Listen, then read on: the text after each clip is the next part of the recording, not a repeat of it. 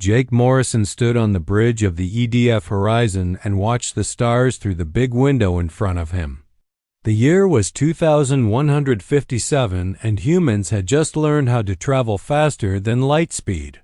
Jake felt proud as he looked at the control panels around him. Earth had built its first real starship, and he was the captain of it. The crew worked quietly at their stations, and everything seemed perfect. Then the alarm started screaming. The communications officer turned around with wide eyes. Her name was Lisa, and she had been working on Earth ships for 10 years. "Captain Morrison, we have massive objects appearing over Earth," she said. Her voice shook as she spoke. Jake moved to her station and looked at the screen. What he saw made his heart stop. Huge ships were floating above every major city on Earth.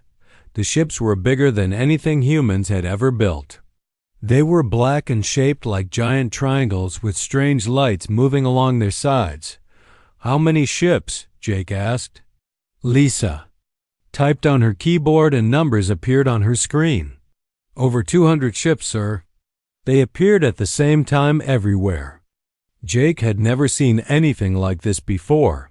The ships just hung in the air without making any sound. People on Earth must be looking up at them right now and feeling scared. The main screen in front of Jake lit up with a new image. A face appeared. That was not human. The creature had green skin and yellow eyes that looked like a snake.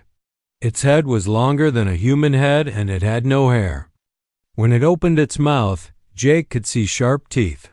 The creature began to speak in perfect English. "People of Earth, I am Commander Zelk of the Zelkari Empire. We have come to guide your species into the galactic community. You will now live under our protection and follow our rules. This is not a request." The creature's voice was cold and had no feeling in it. Jake felt anger growing in his chest, but he kept quiet and listened. The alien continued talking. "Your planet has weapons that point toward space. We will now remove these weapons to show you our power. Do not try to fight us. We have conquered 46 other species before you. You cannot win against us." As soon as the alien finished speaking, the screen went black. Jake looked out the window again and saw bright lights flashing near Earth. The orbital defense platforms that protected the planet were exploding one by one. The aliens were destroying them with weapons that shot beams of blue light. Each platform disappeared in a ball of fire. Jake realized that Earth's strongest defenses were gone in less than 5 minutes. "Sir, we're getting a message from Admiral Parker on Earth," Lisa said.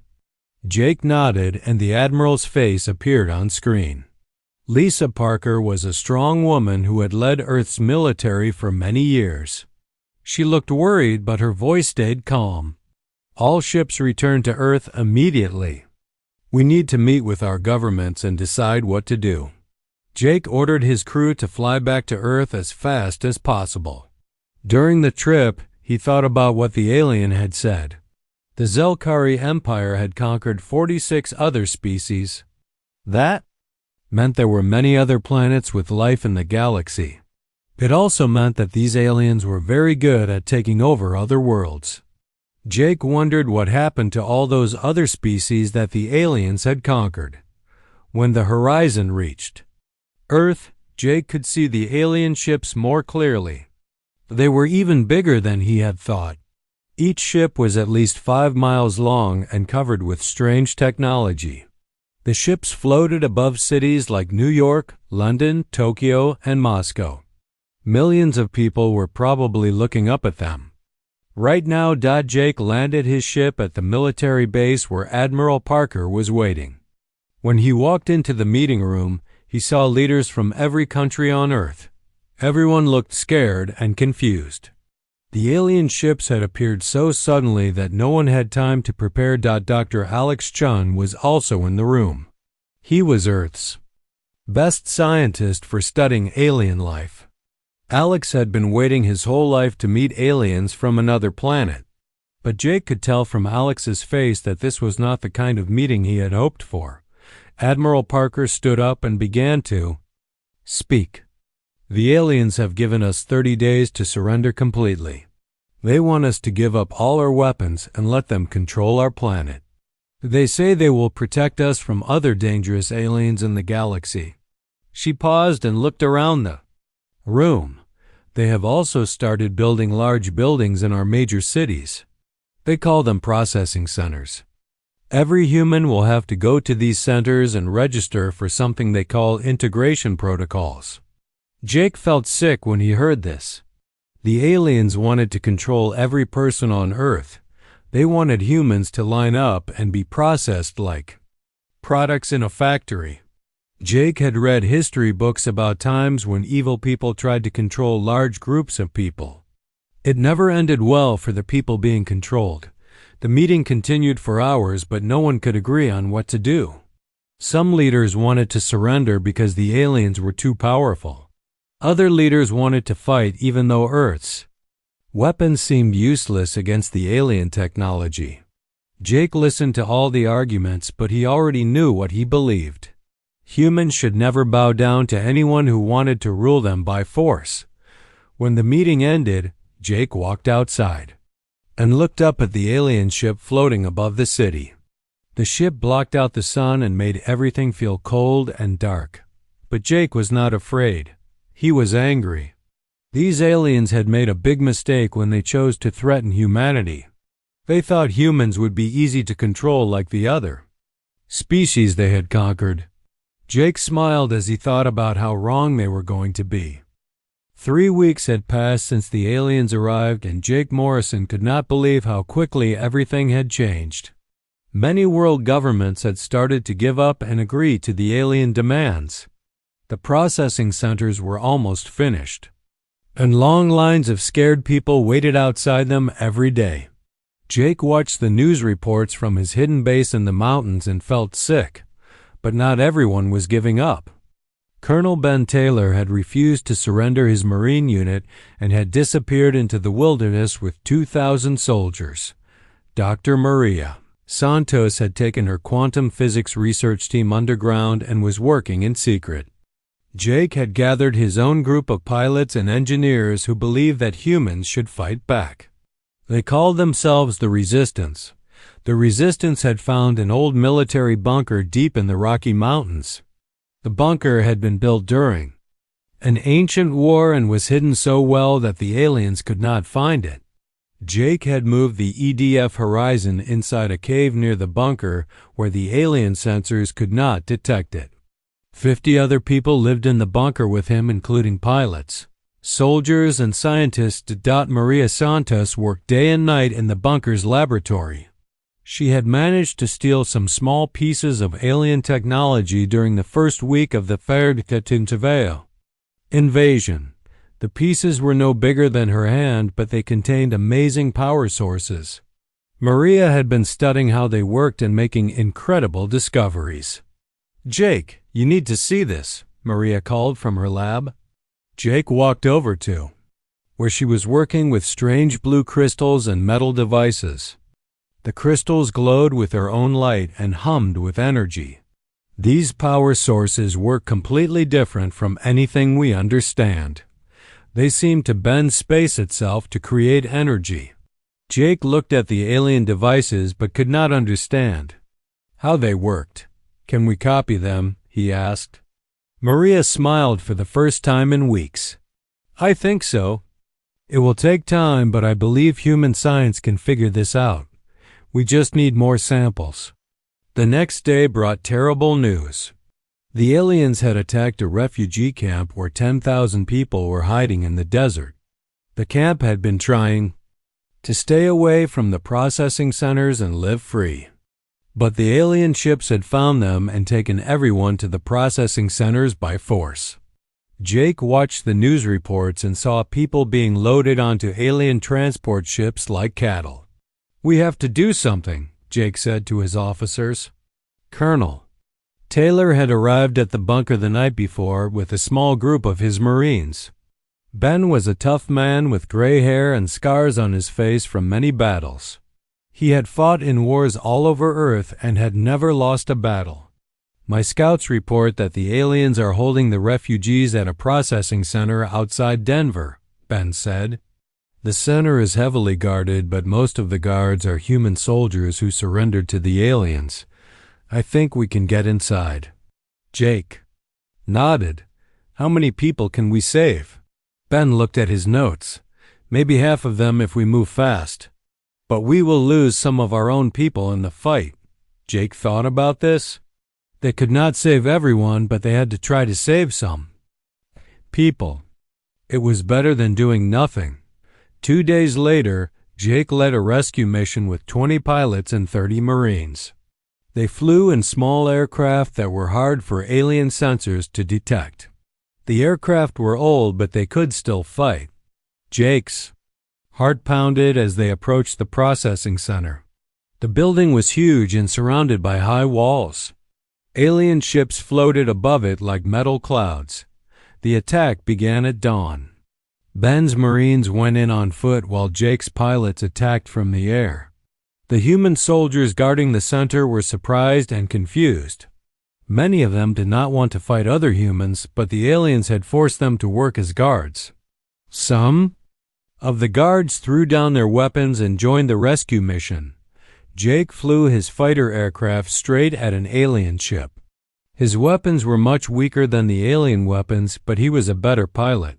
The alien ship was slow and clumsy. Jake flew circles around it and hit it with everything he had. The alien ship started smoking and fell to the ground. Inside the processing center, Ben's Marines found thousands of people locked in small rooms. The people looked scared and sick. The aliens had been doing strange tests on them and taking their blood. Ben's team worked quickly to free as many people as possible before more alien ships arrived. We need to go now, Ben's voice came over the radio. More alien ships are coming and we cannot fight them all. Jake looked around and saw 6 alien ships approaching fast. Their blue energy weapons were already charging up to fire.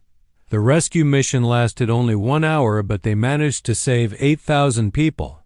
Jake's pilots flew the refugees to safety in transport aircraft while Ben's Marines fought the alien ships on the ground. Jake lost 12 of his pilots, but they had struck a real blow against the aliens. During the battle, one of the alien ships crashed near the bunker.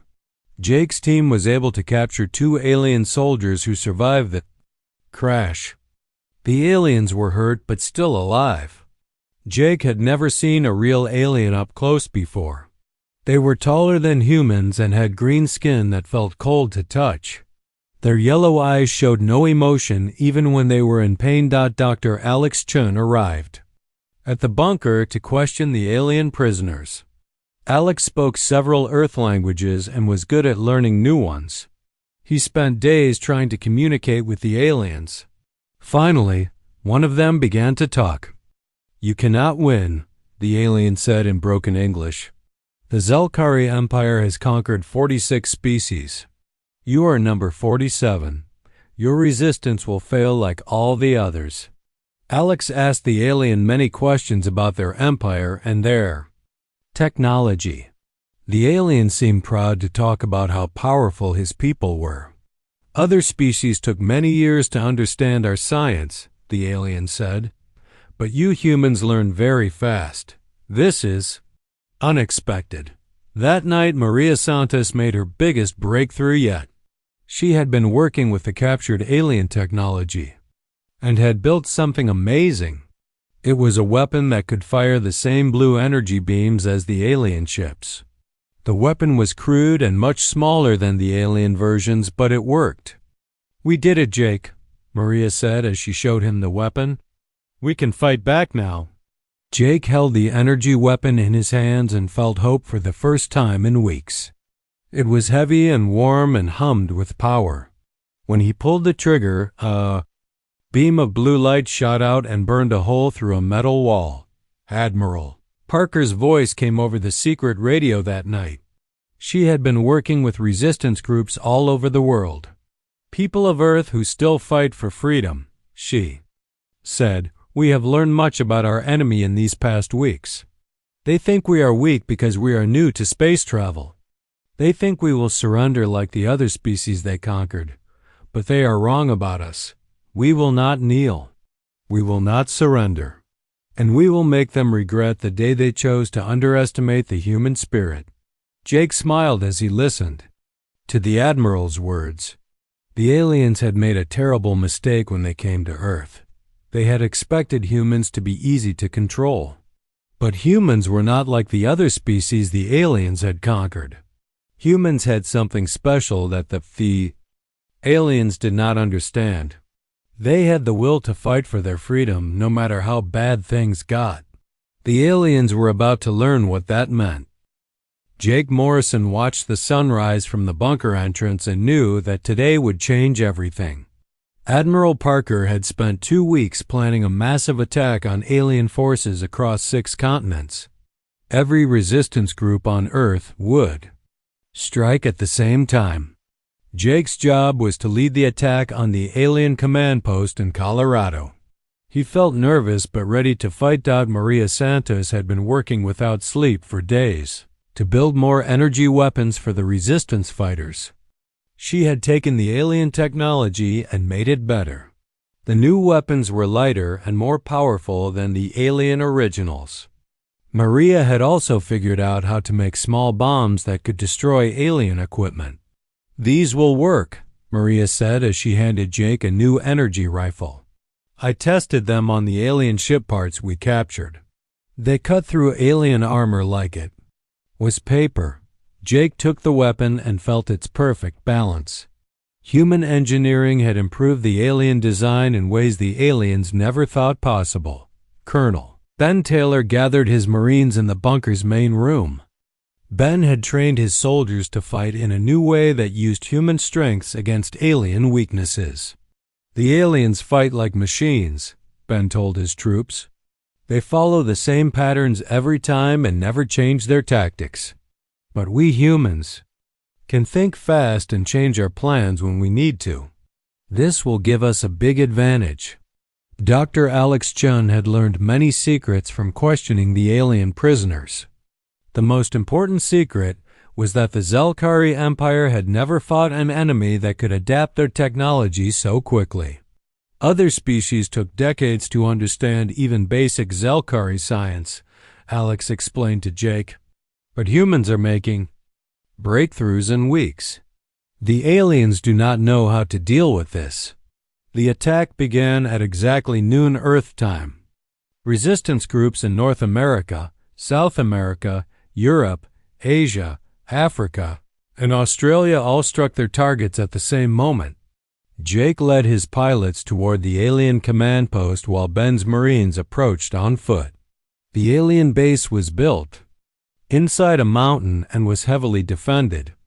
Jake's first target was an alien patrol ship that was flying above the base. He fired his new energy weapon and watched the blue beam slice through the alien ship's hull. The ship exploded in a ball of fire and crashed into the mountainside. Jake felt a rush of excitement. The human-made weapons were working perfectly. Ben's Marines attacked the alien ground forces using tactics the aliens had never seen before. Instead of charging straight at the enemy like the aliens expected, the Marines split into small groups and attacked from many directions at once. The aliens became confused and started firing at each other.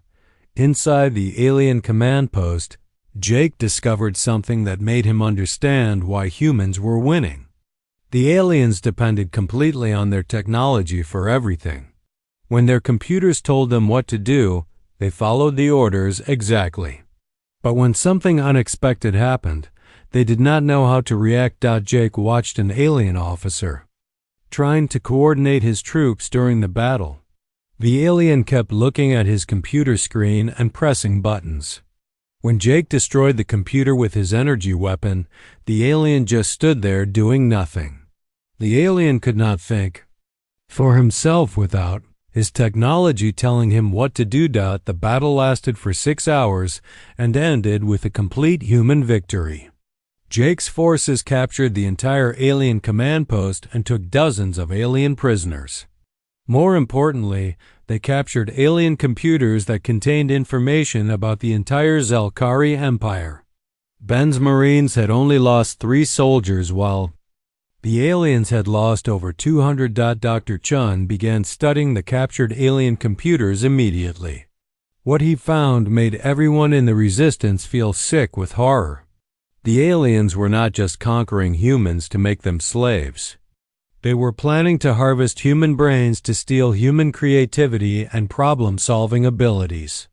The processing centers are not for controlling humans, Alex explained to Jake and the other leaders.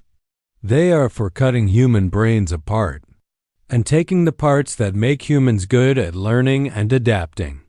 The aliens want to put these brain parts into their own heads to make themselves smarter. Jake felt anger burning in his chest like fire. The aliens saw humans as nothing more than spare parts for their own bodies. They planned to kill every human on Earth after stealing what they wanted from human brains. This was not conquest. This was murder and theft on a scale that Jake could barely understand. The captured alien computers also revealed that humans were not the first species to give the Zelkari Empire serious trouble. 3 other species had fought back and forced the aliens to destroy their entire planets rather than conquer them. The aliens would rather kill everyone than risk losing a war, but the computers showed something else that gave Jake hope. The Zelkari Empire was not as strong as they pretended to be. They had been fighting wars for thousands of years and their military was getting weaker. Many of their ships were old and breaking down. Their soldiers were tired and did not want to fight anymore. Maria Santos made another breakthrough that night while studying the captured alien technology. She discovered that alien shields had a weakness that no one had noticed before.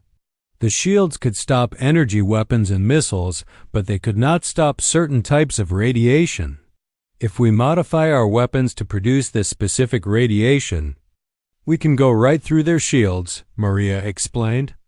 The aliens never designed their shields to stop this kind of attack because none of the other species they fought ever thought of it. Jake smiled when he heard this news. Humans were not just copying alien technology anymore. They were improving it and finding ways to use it that the aliens never imagined. The aliens had made their biggest mistake when they underestimated human creativity. Reports came in from resistance groups around the world. Every attack had been successful. Alien bases in Brazil, Germany, Japan, Kenya, and dozens of other countries had been captured or destroyed. Thousands of human prisoners had been freed from processing centers. The aliens were losing control of Earth. Sergeant Lisa Rodriguez had developed new fighting techniques that took advantage of Earth's environment. Lisa had grown up in the mountains and knew how to use terrain that aliens from other planets did not understand. Her tactics used Earth's magnetic field and weather patterns to hide human forces from alien sensors. The aliens come from a planet with no mountains or forests, Lisa explained. Their sensors work perfectly in open space, but they get confused by Earth's landscape. We can hide in places where their technology cannot find us. The resistance had learned how to be invisible to alien technology while striking fast and hard at alien targets. Jake realized that humans had natural advantages that the aliens could never overcome. Earth was the human home planet, and humans knew every mountain, forest, and desert better than any alien ever could. That night, Jake received a message that changed everything. The alien prisoners had revealed that the Zelkari Empire was calling for reinforcements from their home planet. A fleet of 200 ships was traveling toward Earth and would arrive in 6 months. This fleet carried enough weapons to destroy Earth completely rather than conquer it. Jake looked up at the stars and knew that the real war was just beginning. The aliens had realized that humans were too dangerous to control. Now they wanted to kill every human in the galaxy to make sure the human threat could never spread to other planets. But Jake was not afraid. Humans had 6 months to prepare for the biggest battle in their history, and Jake believed that 6 months was enough. Time for human creativity to find a way to win. Admiral Lisa Parker stood in the war room deep under the Rocky Mountains and looked at the star maps covering every wall.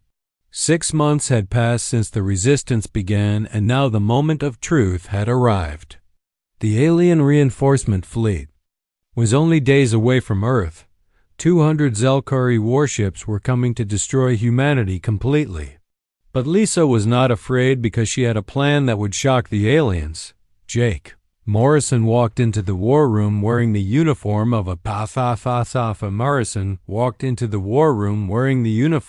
NAS.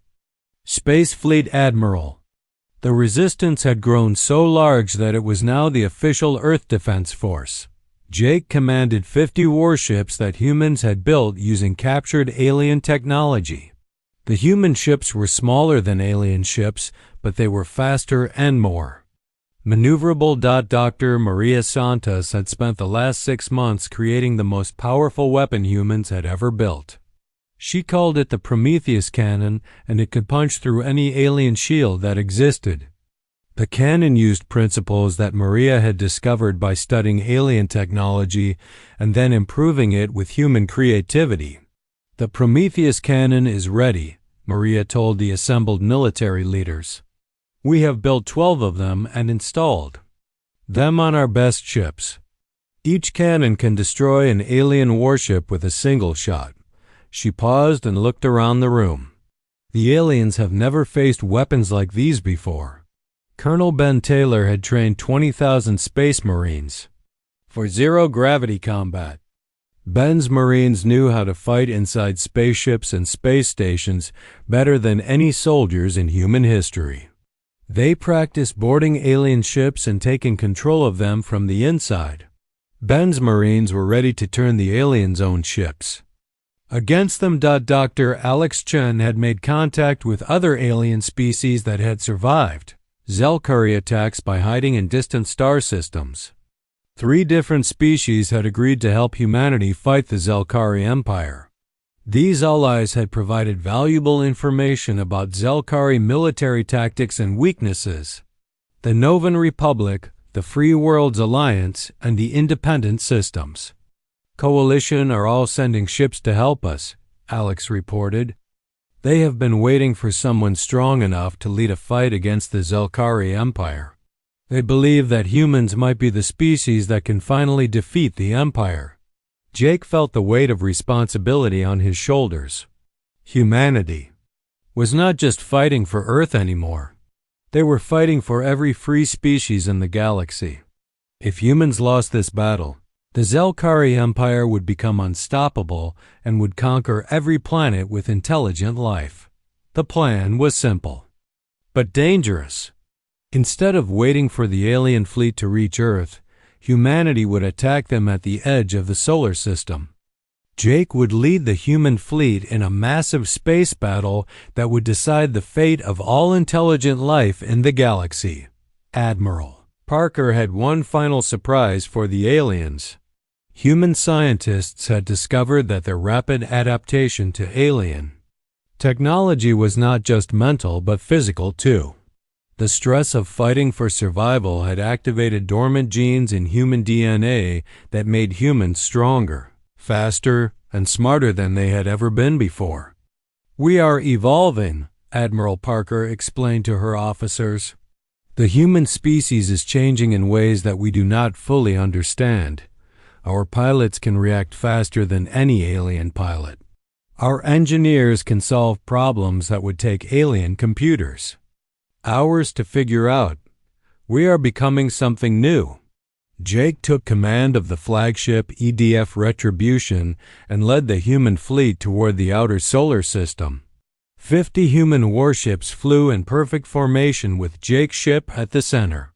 Each ship carried the most advanced weapons and shields that human science could create.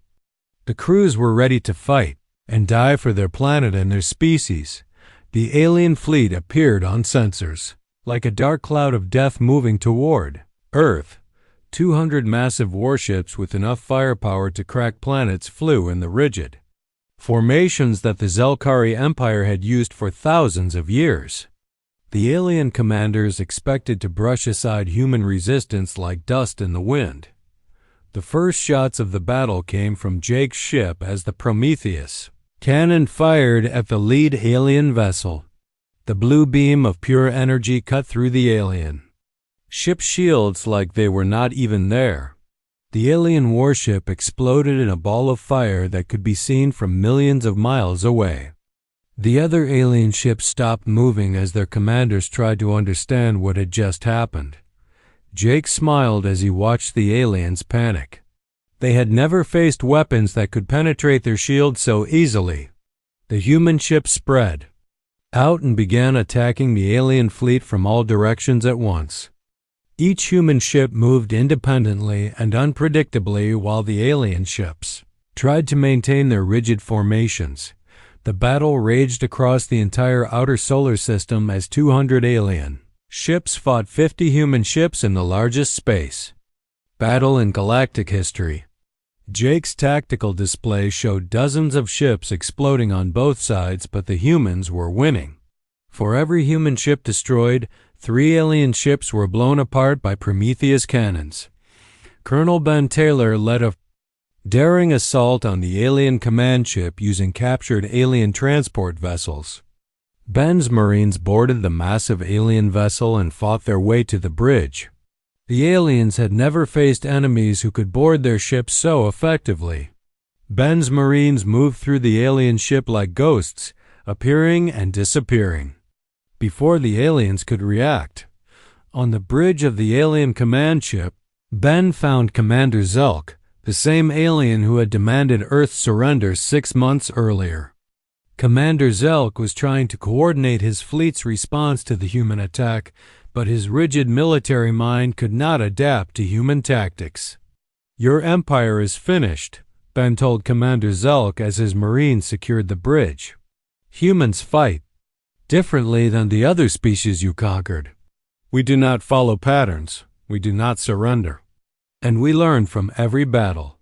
Commander Zelk looked at Ben with his cold yellow eyes. "You cannot defeat the entire Zelkari Empire. We have thousands of ships and millions of soldiers. Even if you win this battle, more fleets will come." Ben smiled and pointed to the tactical display that showed human ships destroying alien vessels all across the solar system.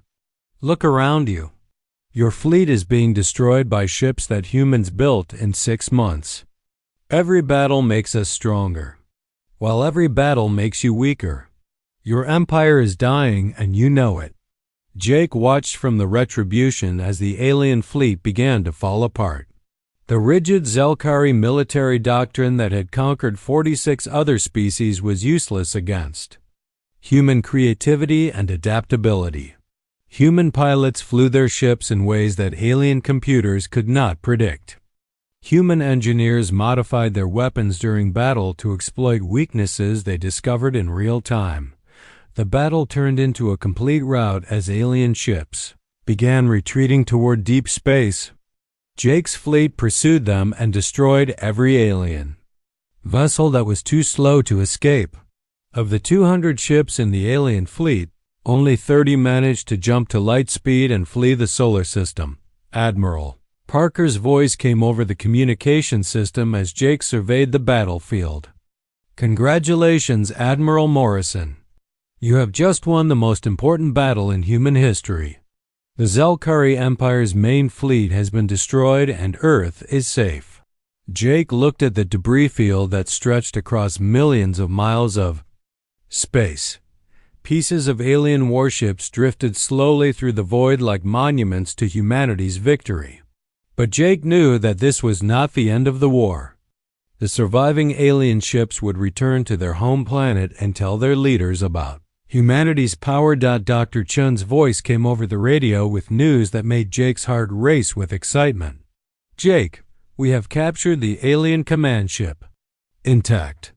Commander Zelk and his senior officers are our prisoners. We now have access to the complete database of the Zelkari Empire, including the location of their home planet and all their military installations. Jake realized that humanity had not just won a defensive battle. They had captured the information.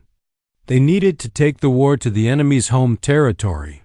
The aliens had come to Earth expecting an easy conquest.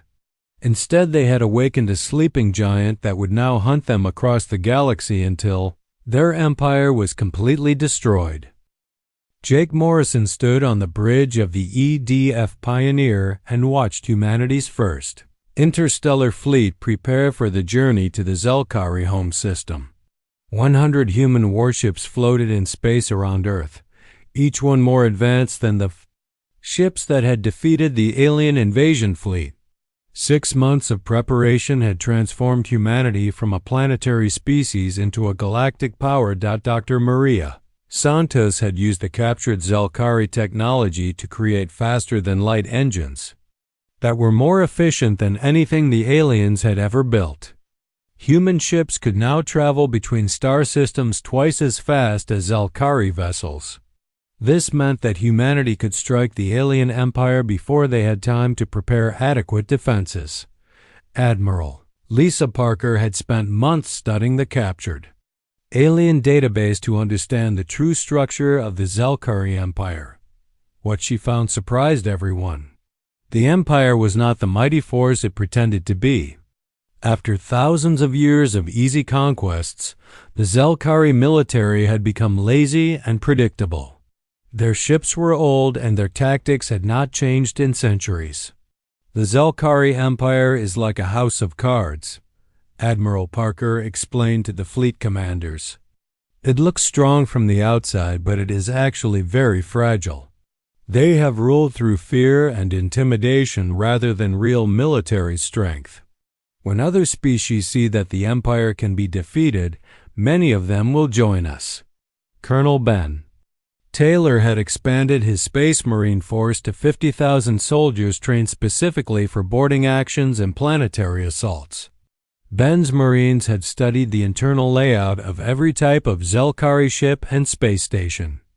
They knew exactly where to strike to disable enemy vessels and capture them intact. Dr. Alex Chun had made contact with resistance movements on dozens of planets throughout the Zelkari Empire. Many species that had been conquered by the aliens were ready to fight for their freedom if they had strong allies to help them. Alex coordinated with these resistance groups to plan simultaneous uprisings across the galaxy. "We are not just going to defeat the Zelkari Empire," Alex told Jake as they reviewed intelligence reports. "We are going to liberate every species they have enslaved. This will be the largest liberation campaign in galactic history." The human fleet's first target was the Zelkari military base at Proxima Station. This base controlled all alien military operations in a sector containing 20 star systems. If humans could capture Proxima Station, they would cut off the alien empire's eastern flank and free millions of enslaved beings. Jake commanded the assault fleet from the EDF Pioneer, while Admiral Parker coordinated the overall campaign from Earth. The human ships jumped to light speed and crossed the gulf between star systems in a matter of days. The journey that would have taken alien ships 2 weeks was completed by human vessels in less than 1 week. Proxima Station was a massive structure built around a neutron star. The station was home to 100,000 Zelkari soldiers and contained the Empire's most advanced shipyards. The aliens believed that Proxima Station was impossible to attack because of the dangerous radiation from the neutron star, but human engineers had found a way to use the neutron star's radiation as a weapon. Dr. Santos had modified the human ship shields to focus and redirect the deadly radiation toward enemy targets. The aliens' own defensive position would become the source of their destruction. The battle for Proxima Station lasted 3 days and demonstrated just how much humanity had evolved as a military force. Human ships attacked from multiple directions, while using the neutron star's gravity well to perform impossible maneuvers. Zelkari vessels that had dominated space for millennia were outfought by human ships that were only months old. Colonel Taylor's Marines boarded the station through hidden maintenance ports that the aliens had forgotten existed. Ben's soldiers moved through the station's corridors like shadows, striking at key systems and disappearing before the aliens could respond. Within hours, the Marines had captured the station's command center and turned its weapons against the remaining Zelkari ships. The victory at Proxima Station sent shockwaves throughout the Zelkari Empire. For the first time in their history, the aliens faced an enemy that could defeat them in open battle and capture their strongest fortifications. Panic spread through the alien government as they realized that humanity posed an existential threat to their empire. Jake discovered something incredible in the captured station's files. The Zelkari were not the original builders of their technology. They had stolen everything from other species they had conquered and enslaved. The aliens were parasites who had built their empire by stealing the creativity and innovation of other races. They have no scientists of their own, Jake explained to his officers. Every piece of technology they use was stolen from the species they conquered. That is why they needed to harvest human brains. They cannot create anything new without stealing it from others. This discovery explained why the Zelkari Empire was so vulnerable to human tactics and technology. The aliens had become completely dependent on stolen innovation and had lost the ability to adapt and evolve. They were like a machine that could only follow programming created by someone else. Dr. Chun established communication with the liberated populations of the 20 star systems that Proxima Station had controlled. Dozens of different species celebrated their freedom and pledged to join humanity's war against the Zelkari Empire. The human fleet had gained 50,000 new allies in a single battle. Maria Santos made another breakthrough while studying the captured Zelkari technology at Proxima Station. She discovered the location of the Empire's central research facility where the aliens stored all the technology they had stolen from conquered species. This facility contained the scientific knowledge of 46 different civilizations. If we can capture that facility, we will gain access to technologies that even the Zelkari do not fully understand, Maria explained. There might be weapons and defenses in that database that could end this war immediately. The fleet's next target was the research facility at Kepler Prime, located deep in the heart of Zelkari space. This would be humanity's most dangerous mission yet because the aliens would concentrate all their remaining forces to defend their most precious installation. Jake knew that many human ships would not return from this battle, but Jake also knew that humans had advantages that the aliens could not overcome. Human crews could think independently and adapt to changing situations. Human engineers could modify their ship systems during battle to exploit newly discovered weaknesses. Human Marines could fight in environments and situations that alien soldiers had never encountered. Most importantly, humans were fighting for something that the aliens could not understand. The Zelkari fought to maintain their empire and their stolen technology. But humans fought for the freedom of every intelligent species in the galaxy. This difference in motivation gave humanity a strength that no amount of stolen technology could match.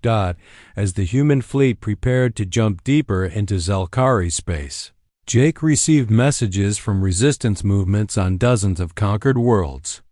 Species that had been enslaved for centuries were rising up against their alien overlords. The galaxy was waking up to the possibility of freedom. Jake looked at the star charts showing the route to Kepler Prime and felt the weight of history on his shoulders. Humanity had come so far from the species that had nearly surrendered to alien rule just 1 year ago. Now humans were leading a galactic liberation movement that would determine the future of intelligent life throughout the galaxy. The aliens had made their greatest mistake when they chose to underestimate human creativity and determination. They had expected humanity to be just another species to conquer and exploit. Instead, they had awakened a force that would tear their empire apart and scatter its pieces across the stars. The Zelkari Empire's 1,000-year reign of terror was about to end, and it would end at human hands. Jake Morrison stood on the observation deck of the EDF Pioneer and watched the final battle of the war unfold in the space around Kepler Prime. The Zelkari Empire had gathered every remaining ship in their fleet to defend their central research facility. 300 alien vessels faced the combined human and allied fleet of 200 ships. This would be the battle that decided the fate of the galaxy. Admiral Lisa Parker's voice came over the communication system from her flagship EDF Retribution. All ships, this is Admiral Parker. Today we end the Zelkari Empire forever. Fight with honor and remember that billions of enslaved beings across the galaxy are counting on us. Dr. Maria Santos had spent weeks preparing for this battle by creating new weapons, specifically designed to destroy the research facility's defenses. The facility was protected by energy shields that had never been broken in 1,000 years of Zelkari rule. But Maria had found a way to turn those shields into weapons against the aliens themselves. The facility's shields draw power from the planet's core, Maria explained to Jake over the radio. If we can overload the power systems, the shields will collapse and create an energy pulse that will disable every Zelkari ship in the system. Colonel Ben Taylor commanded the largest marine assault force in human history. 100,000 soldiers waited in transport ships to board the research facility and capture its databases intact. Ben knew that the information stored in that facility could revolutionize science and technology for every free species in the galaxy. The battle began when the human fleet dropped out of light speed at the edge of the Kepler system. The Zelkari ships immediately moved to intercept them using the same rigid formations they had used for centuries. But Jake had learned from every previous battle and had developed new tactics that would exploit the aliens. Predictable behavior. All ships, execute Formation Delta, Jake commanded. The human fleet split into 20 small groups that attacked the alien formation from every possible angle. Each group moved independently and unpredictably while staying in constant communication with the others. The aliens found themselves fighting 20 separate battles at the same time. Dr. Alex Chun had coordinated with resistance movements throughout the Zelkari Empire to launch simultaneous uprisings on 50 conquered worlds. As the space battle raged around Kepler Prime, enslaved populations across the galaxy rose up against their alien oppressors. The Empire was collapsing from within while humanity attacked its heart. Jake watched his tactical display as human ships tore through the alien fleet using weapons and tactics that the Zelkari had never encountered. The Prometheus cannons punched through alien shields while human fighters performed maneuvers that alien pilots could not match. The aliens fought bravely, but they were completely outclassed by human innovation and creativity. The turning point came when Maria Santos successfully overloaded the research facility's power systems. The massive energy pulse that resulted disabled half the remaining Zelkari ships and brought down the facility's shields. Jake immediately ordered Colonel Taylor to begin the assault on the facility itself. Ben's Marines landed on the research facility in waves while the space battle continued around them. The facility was the size of a small city and contained the stolen technology of 46 conquered civilizations. Ben's soldiers fought through corridors filled with alien defenders, while racing to reach the central database before the Zelkari could destroy it. Jake led a squadron of fighters in support of the marine assault, strafing alien positions on the facility's surface. As he flew over the massive structure, Jake realized that he was looking at the physical representation of the Zelkari Empire's crimes. Every piece of technology in that facility had been stolen from a species that the aliens had enslaved or destroyed. The final breakthrough came when Ben's Marines reached the facility's command center and found something that changed everything. The central database contained not just stolen technology but also the locations of every surviving member of the 46 species the Zelkari had conquered. Millions of beings thought dead were actually imprisoned on secret worlds throughout the Empire. "Jake, you need to hear this," Ben's voice came over the radio. "The Zelkari have been keeping representatives of every conquered species alive in hidden research stations. They use these prisoners to help them understand and modify stolen technology. We can free them all." Jake felt tears in his eyes as he realized the full scope of what humanity had accomplished. This war was not just about defeating the Zelkari Empire. It was about bringing 46 extinct civilizations back from the dead and giving them a chance to rebuild their societies as free peoples. The space battle ended with the complete destruction of the Zelkari fleet. Not a single alien ship survived to carry word of the defeat back to the Empire's remaining territories. Jake's fleet had won the most decisive victory in galactic history while suffering minimal losses. In the aftermath of the battle, Jake received surrender messages from Zelkari commanders throughout the Empire. The aliens who had ruled the galaxy for 1,000 years were laying down their weapons and begging for mercy. The Empire that had seemed invincible just 2 years ago had collapsed completely. But Jake remembered the lessons that humanity had learned during their darkest hour. Instead of seeking revenge against the defeated Zelkari, humanity offered them a choice. They could join the new Galactic Alliance as equals and help rebuild the civilizations they had destroyed, or they could exile themselves to find their own path among the stars. Commander Zelk, the alien who had first demanded Earth's surrender, stood before Jake in the captured research facility. The proud Zelkari warrior looked broken and defeated as he spoke. "We underestimated your species completely. We thought you would be easy to control like all the others.